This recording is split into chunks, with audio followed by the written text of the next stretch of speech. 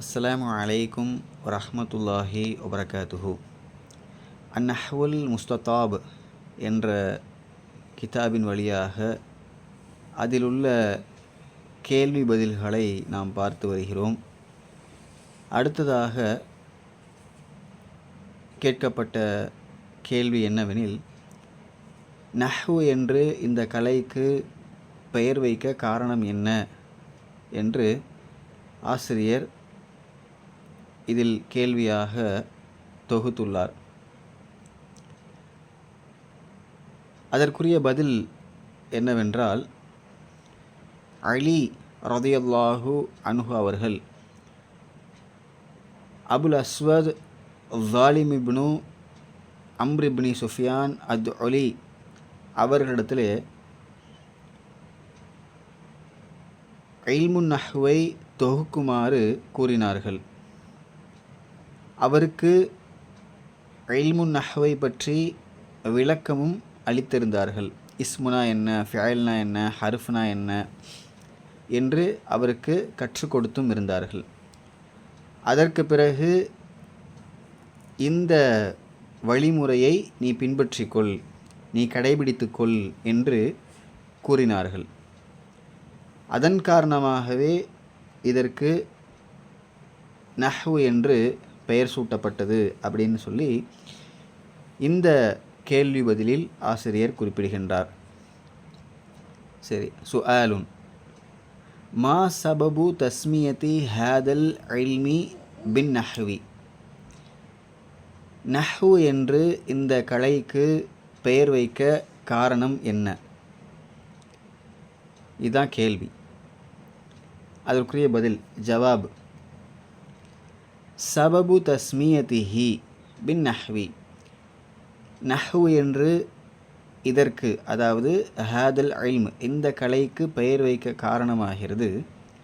மா ருவிய அன்ன அலி இப்ன அபி தாலிபின் ரதியல்லாஹு அன்ஹு. அலி ரதியல்லாஹு அன்ஹு அவர்கள் மூலமாக அறிவிக்கப்பட்ட ஒரு அறிவிப்பு தான். என்ன அறிவித்தார்கள், என்ன சொன்னாங்க? அன்ன அலி இப்ன அபி தாலிபின் ரதியல்லாஹு அன்ஹு அவர்கள் லம்மா அஷார, அஷார அப்படின்னா சுட்டி காட்டினான் அப்படிங்கிற அர்த்தம் பொதுவாக நம்ம சொல்லுவோம். ஆனால் இந்த இடத்துல அஷார அல, இந்த அலாவோடு சேர்ந்து வரும்போது அதற்கு என்ன அர்த்தம் அப்படின்னு சொன்னால், பரிந்துரைத்தான், ஆலோசனை செய்தான், ஆலோசனை கூறினான் அப்படிங்கிற அர்த்தம் வைக்கணும்.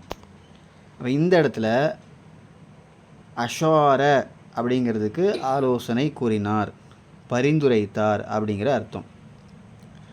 யாருக்கு பரிந்துரைத்தார்?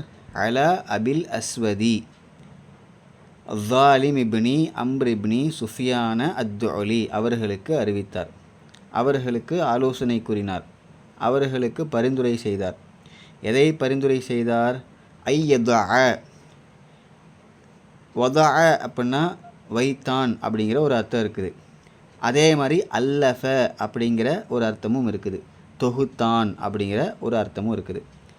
அந்த அடிப்படையில் இங்கே என்ன அர்த்தம்னு கேட்டால், ஐயதா தொகுக்குமாறு அபில் அஸ்வத் அவர்களிடத்திலே அலி ரதியல்லாஹு அன்ஹு அவர்கள் ஆலோசனை கூறினார்கள், பரிந்துரைத்தார்கள். இல்மன் நஹ்வி, இந்த இல்மு நஹ்வை தொகுக்குமாறு.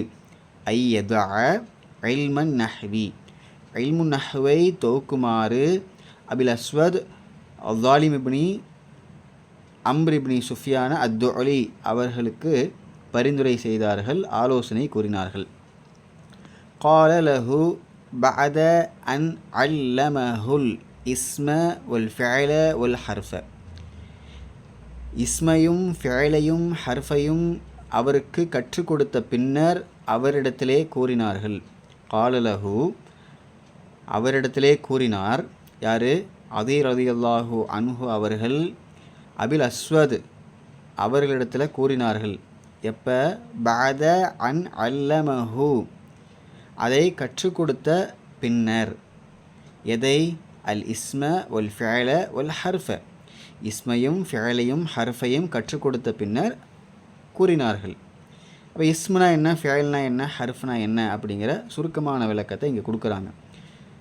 பின்னாடி அதை விரிவாக பேசுவாங்க. இந்த இடத்துல சுருக்கமாக சொல்கிறாங்க. அல் இஸ்மு, அல் இஸ்மு என்பது மா ஒன்றாகும், அம்ப அன் முசம்மா முசம்மாவை பற்றி அறிவிக்கக்கூடிய ஒன்றாகும். மா அம்ப அம் முசம்மா முசம்மாவை பற்றி அறிவிக்கக்கூடிய ஒன்றாகும். அடுத்து ஒரு ஃபிஅலு, ஃபிஅல் என்பது மா அம்ப அன் ஹரகத்தில் முசம்மா முசம்மாவின் செயலை பற்றி அறிவிக்கக்கூடிய ஒன்றாகும். சரியா, ஃபிஅல் அப்படின்னு சொன்னால் முசம்மாவினுடைய செயலை பற்றி அறிவிக்கக்கூடிய ஒன்று தான்.